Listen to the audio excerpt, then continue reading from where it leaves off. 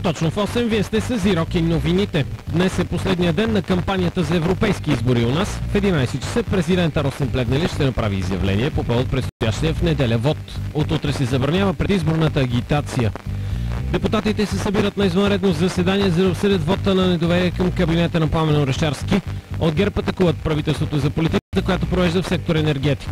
За да се проведе дебата в пленарна зала трябва да се съберат 121 народни представители, така че да е на лице кворум за провеждане на заседание. Гласуването на вота на недоверие трябва да се проведе не по-рано от 24 часа след края на дебат. Зрелостниците